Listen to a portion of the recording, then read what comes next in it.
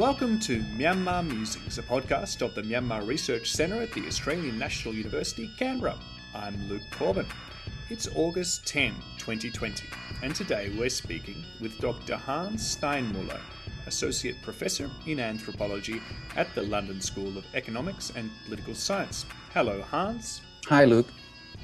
So you've published very widely on China, but now you're working on a book on Wa State, a territory that ostensibly belongs to Myanmar. So to get us started, what and where is Wa State, which officially in Myanmar is known under the 2008 constitution as the Wa Self-Administered Division of Shan State?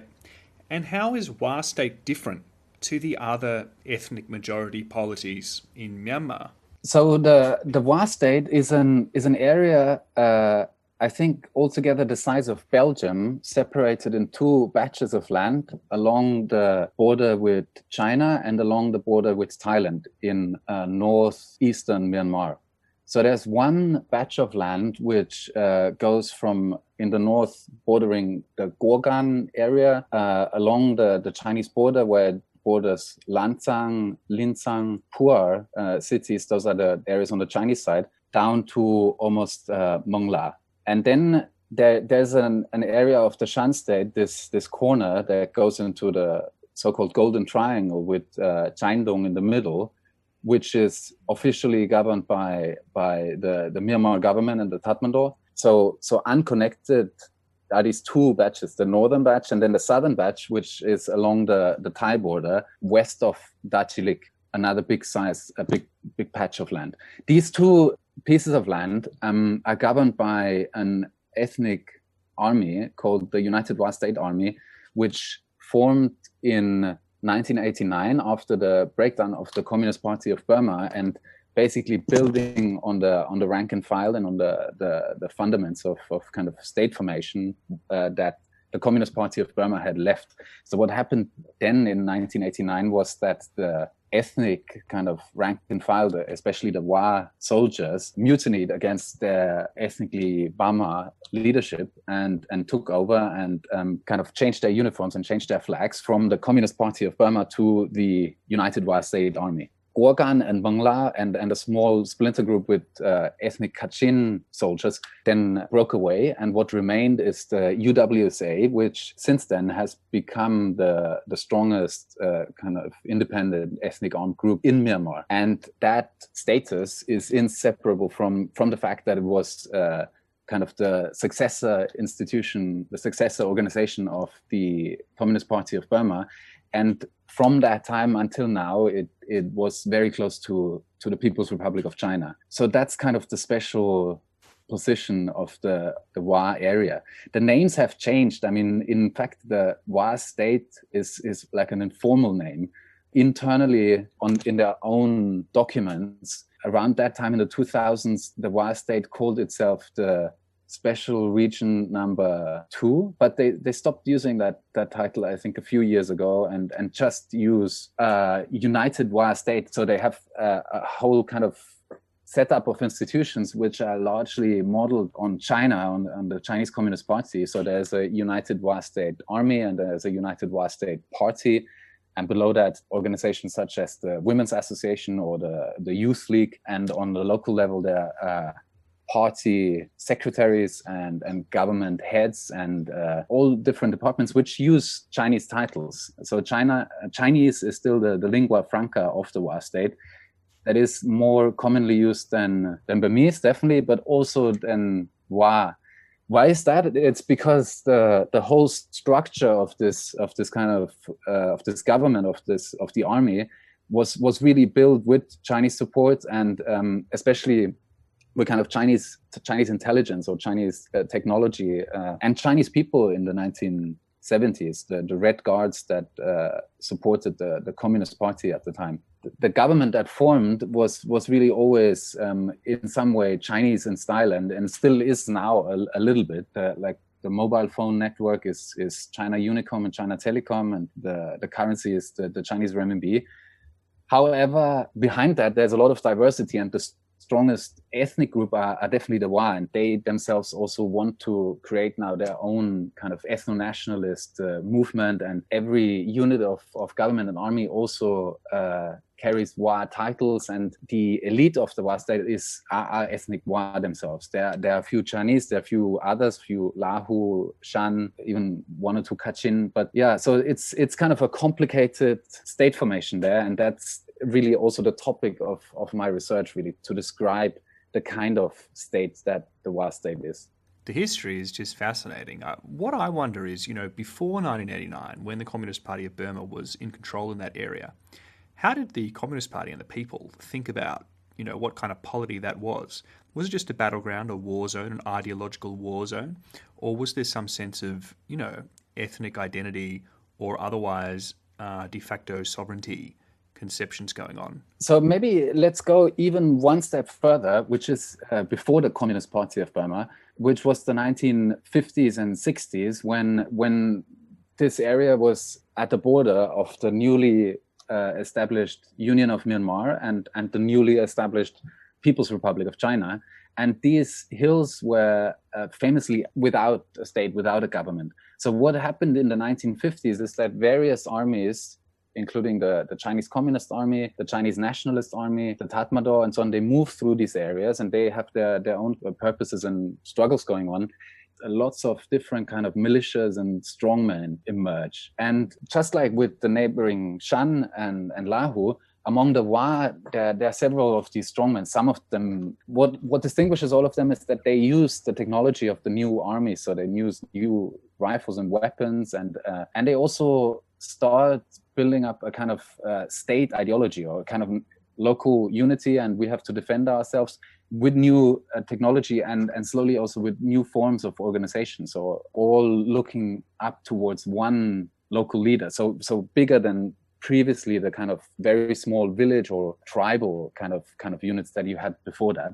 And then after the anti-Chinese riots in Yangon in 1967 and in China, the Cultural Revolution started, Mao Zedong for a few years actively and directly and openly supports communist revolutions across Southeast Asia, including the communist revolution in Myanmar, the Communist Party of Burma. And then very quickly, with Chinese support, within a few months, the Communist Party establishes government in this area. And from then on, from 1969 until 1989, for 20 years, there's a relatively stable government in a certain part of the northern Wa state, in these areas along the Chinese border. At the time, the Wa, the ethnic Wa, they don't really have a kind of an ethno-nationalist movement. They don't see this government, like the Communist Party of Burma, as their government, but rather those Wa who kind of become low-level commanders in the army. They come to see this as part of the international struggle for communism. But there are kind of conflicts emerging, and especially a lot of them have to do with this kind of ethnic difference, that all the local soldiers were Wa or Shan and Lahu. The mid-level, the backbone of the Communist Party of Burma are ethnic Chinese, and a tiny group of leaders are Burmese. And this kind of complicated aggregate of people breaks apart in the late 1980s.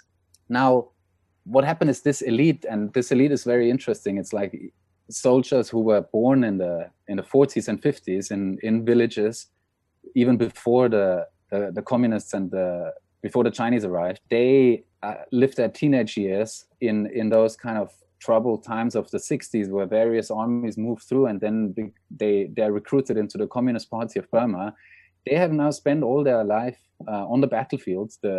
Especially in the 70s and 80s, there's ongoing battles and skirmishes happening between the Communist Party of Burma and others. So this elite, they have been hardened by their experience as soldiers, but they have also learned a lot. They have gotten involved in business, especially in opium at the time, but already then kind of diversifying into mining and other industries. It's this elite really who then establishes the United Wa state and who starts off in the 90s with a strong kind of ethno-nationalist bent, saying we, as the Wa, we should govern our own land and our own territory. And this kind of new sense of ethno-nationalism that's also very interesting to look at where they are inspired at. It's a global movement, so to say, where the rise of identity, the rise of ethnic politics, which is reflected in the emergence of the UWSA. And how about the UWSA and WA State in the context of statehood in Myanmar and relationships with the Tatmadaw? So the kind of the relationship with the Myanmar government and with the Tatmadaw was always difficult and always tense, given that they had been enemies in the 70s. It is actually amazing that in the 1990s, for a while, there was a strong alliance. At that time, kind of the Myanmar side, they really wanted to team up with the WA as the strongest military force to fight Kunsa on the one side, like the other kind of strong power in the Golden Triangle, and to make sure that the kind of internal trouble in the Delta and the Yangon, where students and intellectuals potentially were causing unrest, wouldn't spread over into the ethnic minority areas. And during that time, from the Tatmadaw side, the Tatmadaw was also very forgiving and didn't really insist on introducing their own officials and their own government in the WA area, as long as the WA remained close and helped them to fight Kunsa. Then in the early 2000s, Kenya got ousted, and then the relationship totally changed, became much more hostile and tense between the UWSA and the Tatmadaw. The WA would not, like Kachin, they would never insist on independence or their own state, but they would also not really allow the Myanmar government or the Tatmadaw to enter the internal affairs of the WA state. So there, for instance, there are a few Burmese schools, there are a few Burmese hospitals. That's about it internally. What you see of the Burmese government and of the Tatmadaw, but on the outside, there's a tense kind of cooperation and like what is it, kind of, you could almost say a war of position, where sometimes different units of the Tatmadaw and of the WA army stand on two sides of the river, stand opposed to each other and don't do much and really allow local business, including drugs, to operate locally. Okay, that's a really good historical overview and trying to get a sense of the geopolitics of the place. But who are, the average people that live in WA State? Are they poor peasants? Are they rich merchants? And how affected or intertwined in are their lives with these three major kind of governments, the UWSP, the CCP, and the government of Myanmar? So really the majority of the people in the WA State are poor peasants in principle. Now that, and they still are still relatively poor. Electricity and water have arrived in the last few years in most WA villages, and general levels of development are still quite low. So most of the people are farmers, and then many people are soldiers. It's a huge kind of, the military is an overwhelming presence. I think the core social relationship of the WA State is between the village and the army command. The Chinese Communist Party and the government of Myanmar, they do have some influence, but not very much really in the villages of the northern command. We have to kind of imagine that all the government institutions, I said before, so the lingua franca, the mobile phone network, all this is really either directly Chinese or influenced by Chinese models. And then government institutions, they are all independent. I mean, not just village government and district government, but also, for instance, vehicle permits. WA State issues their own placards for cars in Bangsang. Now, most people in the villages don't have cars, and the large majority of the peasants don't own a car. But more and more kind of people who have been in the army or who are somehow involved in some trade and business with the army or in the border, especially in the Golden Triangle, like in Shandong, in the Golden Triangle per se, or in Dachilik or in the Southern Command. They might be also involved in the drug trade or in contraband and all kinds of things. They are able to afford cars, to buy SUVs, and then sometimes bring them back into the WA States. You could say there are all these kind of forces of modernization, of urbanization, of new technology coming in. which are also changing really the society. I mean, these young people whose parents were farmers and who now either spent a few years in the army or a few years in the growing towns or in the Golden Triangle, when they come back to the villages, they very often don't want to farm the land anymore. So these things are happening. There's urbanization, there's modernization, there's mechanization, there's change. But turning back to the main topic, the large majority of the people are still in the countryside and are farmers. Which means I assume that they don't get around very much. But these younger people that you talk about, especially people buying cars, being a more mobile society, I mean, Wa State is tiny and it relies on its huge neighbors. So how does citizenship work for these people? How do these people travel around when they can't have a Wa passport, for example? Actually, the Wa State itself issues identity papers, but they're not worth much once you leave the Wa State. Inside the Wa State, that's okay, and you can travel relatively freely if you have a car. If you don't have a car, transport is difficult, and for many people in the village, it's still by foot or by mule that they would travel regularly to the market or to neighboring villages. But then via the institutions of the army, especially, there is now kind of a huge internal traffic network, and the streets, the roads of the Wa State are actually relatively good. They're better by most accounts than the road network in neighboring Shan State. However, so what happens if like someone from the Wa State wants to go to Lashio, or wants to go to Dangyang, or wants to go to Jaindong or to the southern Wa State? A lot of this border is kind of a green border, so people just walk across mountain paths.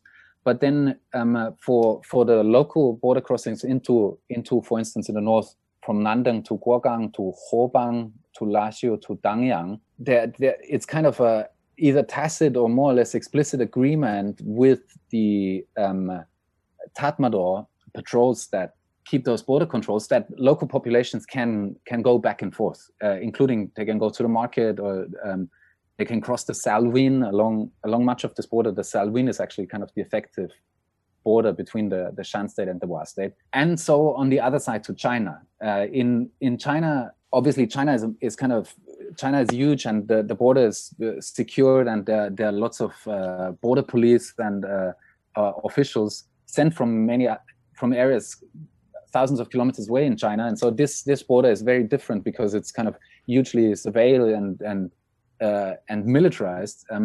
But there's also a lot of kind of blurred gray space where local populations can go back and forth, either just on the green border, like on the mountain path, or with border permits that they get temporary kind of permission to pass the border from both ways, from China and from the Wa State. But those papers that allow you to cross the borders, they don't get you very far. For instance, people from the Wa State, officially, they can just go to the neighboring areas in China. They cannot go further. They cannot go to Kunming or to Shanghai. However, what happens a lot is that there's a lot of semi-legal and illegal movement of people, including of, for instance, workers from the Wa State and from elsewhere in Myanmar, who are rounded up, and then, like, let's say a group of 16-year-olds. That's what happened in the village where I did field work. They might find some ethnic Wa from China who finds them a job in some internal province in China, like in Shandong, thousands of kilometers away, and then they are smuggled all this way from the Wa State to Shandong to work in fish factories or in other kind of menial jobs for like a year, and earn what is for the Wa State a substantial money, but not for China. And then they are transported back. And when they are caught by the Chinese police, often it's possible for those people smugglers to pay their way out. But for ordinary people in the Wa State, it's really difficult to travel because they have basically no way of accessing official papers and official permits to travel. For the elite, it is possible to get either Chinese or Burmese papers. So many members of the Wa elite who, for instance, sent their children to study in Singapore and to the UK and to Australia, they go there with Burmese papers or with Chinese papers. You've mentioned a couple of times now how important militarism is, how important the army, the militarization of society is in Wa State. And you say that the average people in Wa State have or live under a moral economy of militarism. What does that mean? The military is such a powerful force in the everyday life of people in the Wa State. And so this idea of the moral economy was made famous by E.P. Thompson and James Scott, who in the 1970s said that peasants have a moral economy which is linked to their work in subsistence and to their local community. And that moral economy is opposed to the economy of the market and of the state. So that's really saying that the kind of motivations of peasants to engage with the market or to engage with government are really not led by considerations of supply and demand or economic rationalization, but instead they are guided by the kind of moral framework of the local community. And the moral economy of the peasant community is opposed to the political economy of government and state and the market. Now, this is a classical debate and a classical discussion in anthropology, but what I was observing in the Wa State, so it's not really that there's like a kind of a pristine peasant community with their own moral economy opposed to market and state. But what really is happening is that militarism itself is a moral economy. So what I mean by that is that both the peasant community and the army elite, the new forming military state, is really led by similar values and codes of honors and military discipline, which you could describe as a kind of moral economy of militarism. So rather than saying it's because of supply and demand, it's really because of kind of honorable and dishonorable, or courageous and cowardly, how people describe what is happening in the village. When people talk about the problem of conscription, for instance, that's I've also written about this, or about local markets even, or local development projects, the kind of new plantation economy that the army elite is building. What you see is not really so much a discussion in terms of moral economy of the village or the peasant economy. That's not really happening. What is happening is these developments are judged in terms of a general code of militarism. So that's what I try to capture with this concept of the moral economy of militarism. One can see how that would make sense given that it's such a small place that without an incredibly strong army would simply not exist. Does that mean that the UWSA are unequivocally popular amongst white people? Yeah, that's what you just said before. That's what people always say as a justification. If we don't have the army, then the Burmese will take over and we will disappear as a state or as our own area, and they will impose Burmese law on us and Burmese language. And I guess to some extent it is true that the UWSA is relatively united and there's very little space for public criticism of the army. The Wa public sphere is much more Chinese in style, one could say. So there's not really a kind of thriving public sphere where civil society institutions comment on the government. There's of course criticism and dissatisfaction with government. I think it's expressed in different ways to other ethnic armed groups. So what happens a lot in the Wa State is that people would criticize government in terms of what I just said before of militarism. For instance, this kind of bigger family of the supposedly that is the army can turn into a kind of a bad parents. So that's a kind of criticism that farmers would often voice of commanders, saying those commanders did not take our children. We gave the children to the army and then they don't even take care of them. That's a very common criticism.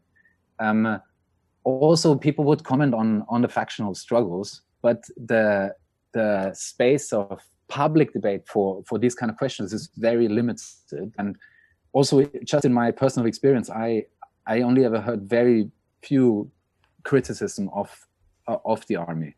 So it's complicated, this question. I mean, there's sure there must be dissatisfaction, and there is, but because of the particular setting of the war state, it is very limited.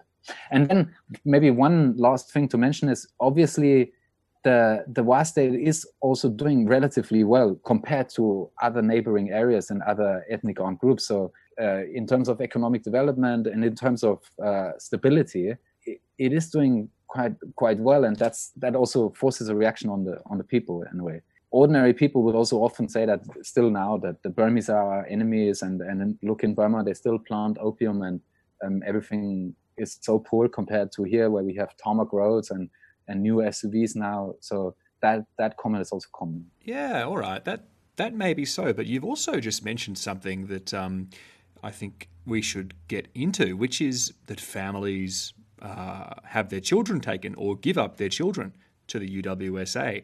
Now, I think that people, organizations outside of Myanmar, outside of China, outside of Wa State might have something to say about that. I'm thinking, child soldiers, forced conscription.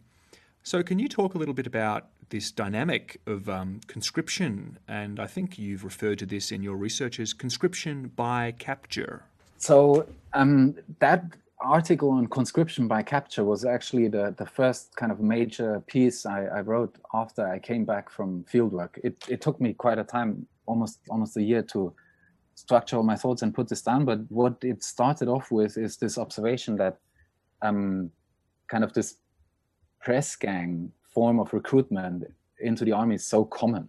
So what happened when I was living in the village and in the Wa State in general is I heard about so many cases where children were captured against their will into the army.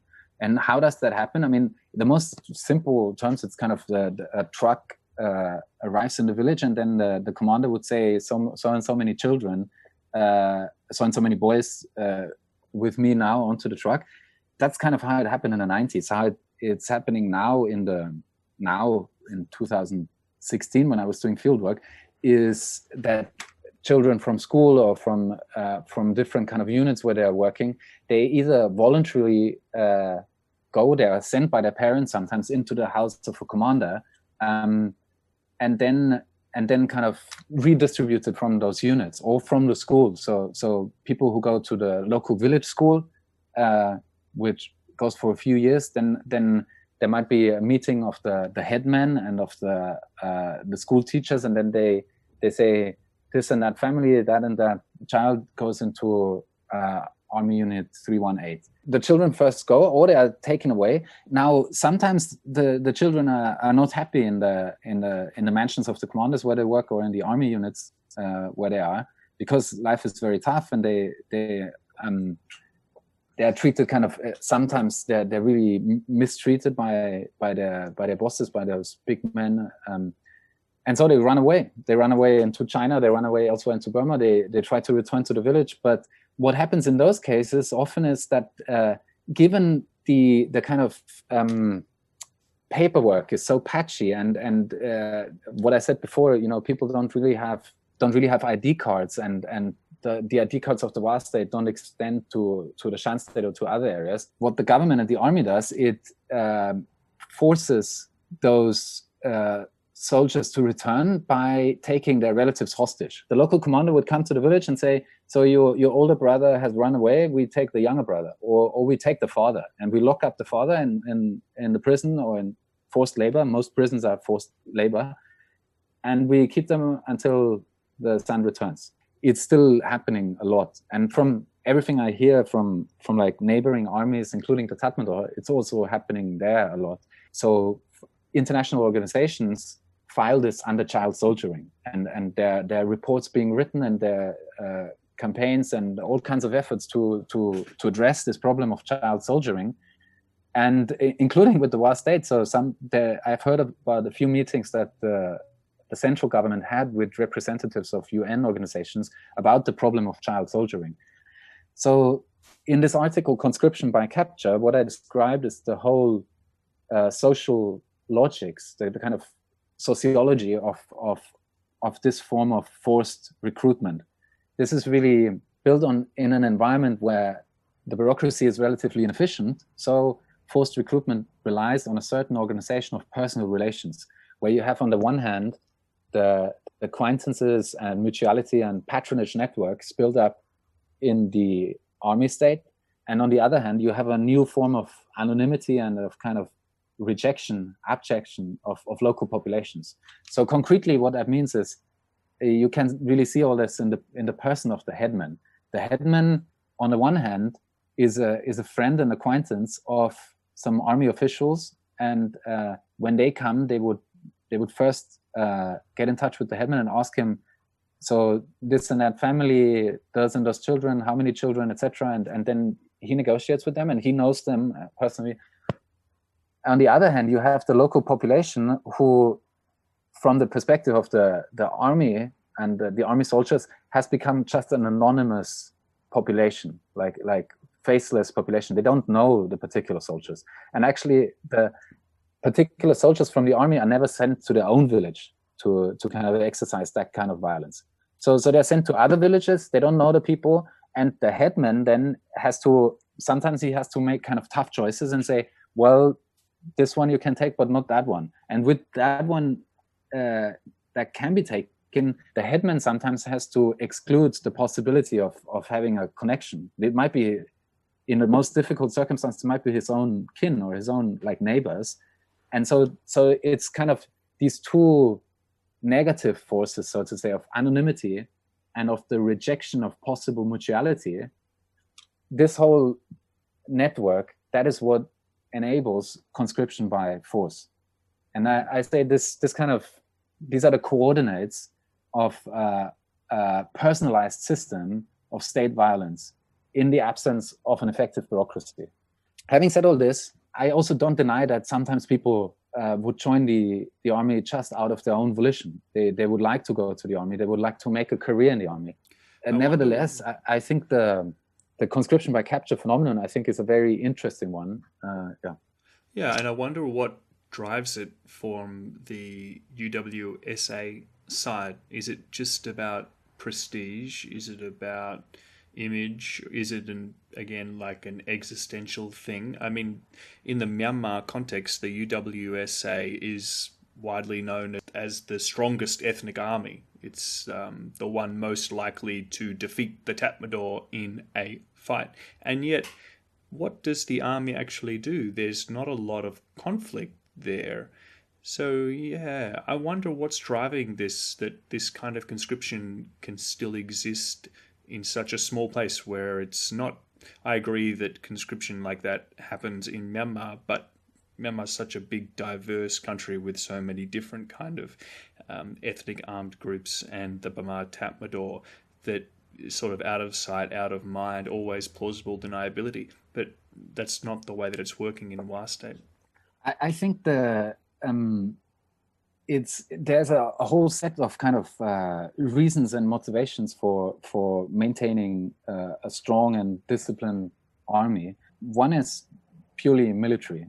Other than that, the purely military side of things, I think it's also terribly important in terms of the kind of border economies, ceasefire capitalism, drug economies, mining, and the kind of whole crony business, so to say, in Myanmar.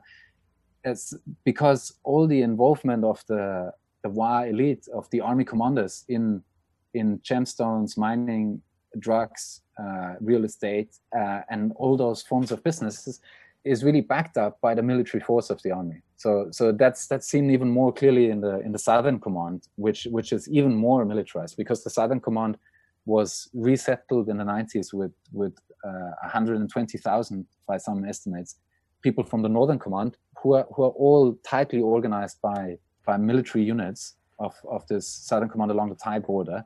Actually, what's happening there is very often people who are recruited in the Northern Command are then sent to the Southern Command. So all these soldiers now, even today, are not coming from the villages of the Southern Command itself, where Wa villages were established 20 years ago, but are still sent from the Northern Command. All this army kind of organization, the backbone of the kind of de facto sovereignty the Wa state enjoys. And so it might sometimes seem totally inappropriate or unnecessary, the kind of local violence of forcing children into the army. But I suppose the way army commanders see that, either they don't have the kind of enlightened perspective to even criticize that, or they might really deem it necessary and important for the Wa state. A cynic would say that even with a strong army, a small little de facto sovereign like this could not exist unless the bigger neighbours wanted it to. So what are the undergirding geopolitics here? You've got a whole bunch of ethnic armed organisations around Wa state in Burmese territory. You've got the Burmese Tatmadaw. Then you've got China. How does all of this work? How has Wa state survived as an independent entity without significant combat for so many years? One thing to bear in mind is that different to other ethnic groups in this region, the Wa were kind of the most independent, the most distant from state organizations in the past. And secondly, and kind of related to that, they were the most militarized kind of tribal formation, if you so want. So before the modern armies arrived, the Wa villages of the central Wa hills were all like little mountain fortresses in Wa history, which sometimes now you can still see. You can see the ditches and moats and palisades. This kind of culture of peasant warriors transformed into modern Maoist guerrilla, and it's those kind of personal connections formed at the time between Chinese Red Guards and local Wa soldiers that are still now at the heart of the Wa elite, even 2 generations later. But it's those connections that really distinguish the Wa Hills from other areas where you might have had similar forces, but not that kind of very tight connection and very particular kind of militarized history. And I think that's really the background on which we can understand why, on the one hand, the Wa state is so relatively stable and prosperous, but also why it's still so kind of adamantly opposed to Burmese influence and kind of holds strong against the Tatmadaw, partly because of support from China, but also internally through those personal networks. In a way, it's beneficial, I think, for many players in these very complicated politics to keep it that way, because from the Chinese side, the Wa state is a kind of nice nodal point through which they can influence those very complicated politics. Even for local Tatmadaw officials, having a kind of this relatively stable border areas is beneficial for their own personal interests. And then, last but not least, I think there is a growing force of younger Wa people who really kind of believe or are convinced in the importance of the Wa ethno-nationalism, that this should be that way, and the Wa state should be independent. We've discussed a lot here, and I wonder, there are international organizations in Wa state. I didn't really know much about this before reading your research, so I'm really curious to know who's in Wa state and how are they thought about by local Wa people. What do they do? And how do you see them fitting into the bigger picture, I guess? So there are several international organizations operating now in the Wa state. There's the World Food Program, there's Health Poverty Action, or Health Unlimited, which is an NGO funded by DFID, with headquarters for Southeast Asia in Kunming in China. And there is the German-funded Malteser, working mainly in AIDS prevention.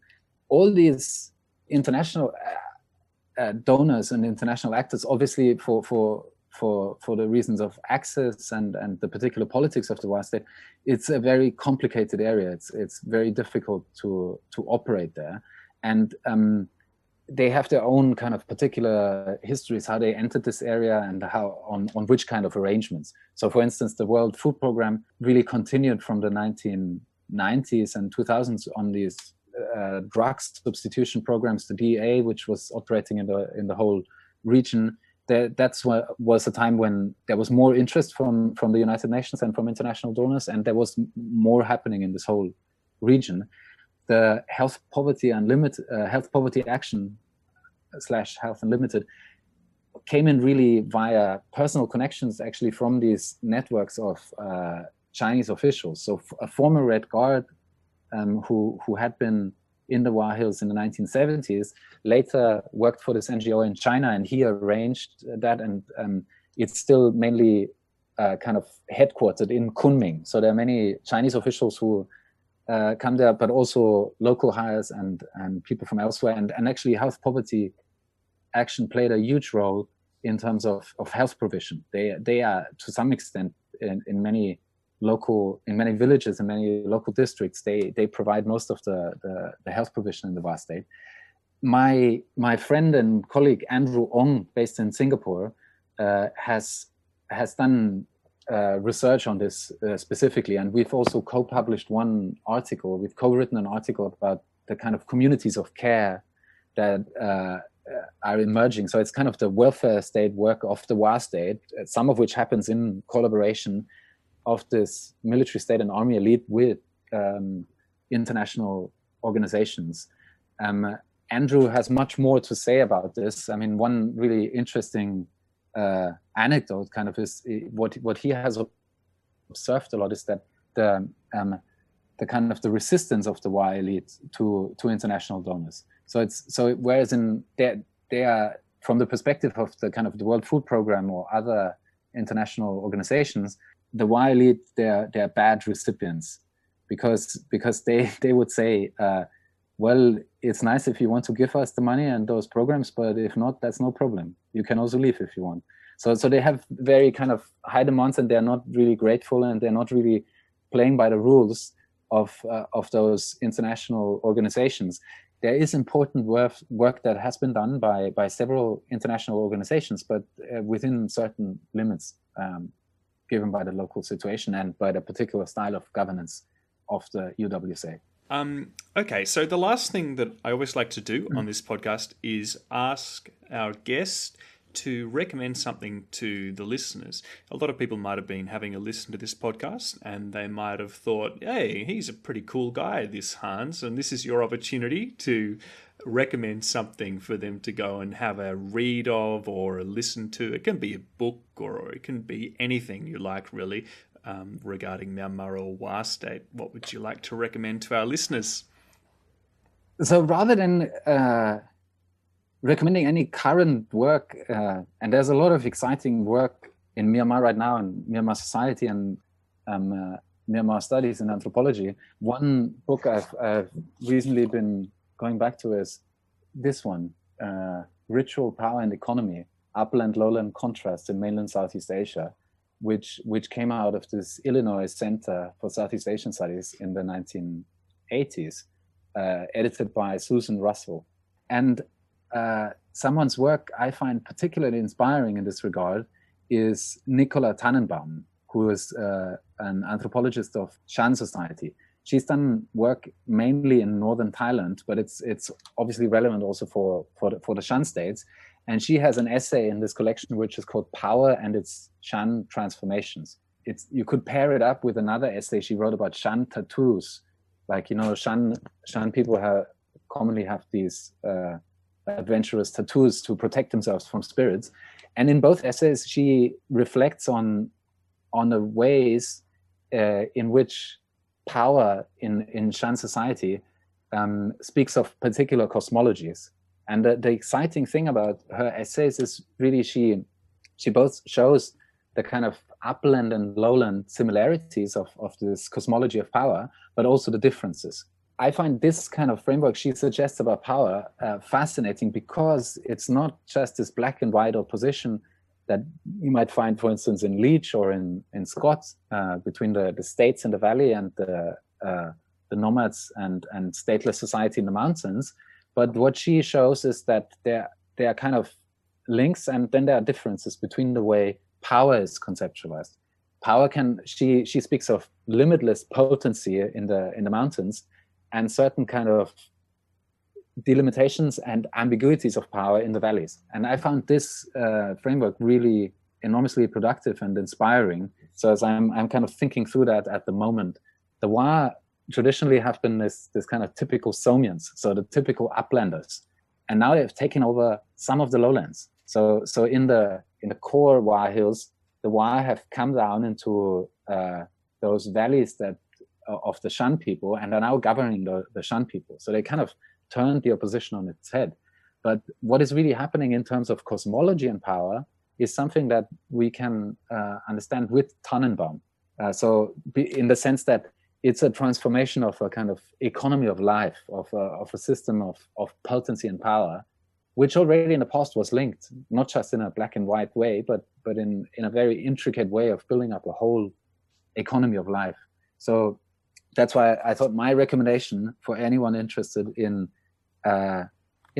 Southeast Asia, but especially Highland Southeast Asia, including current politics, is this essay by Nicola Tannenbaum, Power and its Shan Transformations, a hidden classic. Yeah, that's a great recommendation. I am not familiar with that book. Sounds great. Thank you. Cheers. That brings us to the end of our chat. It's been such a pleasure, Hans. Thank you so much for coming on Myanmar Musings, and I hope we can have you again. Thanks a lot, Luke, and thanks for having me. I really enjoyed talking to you.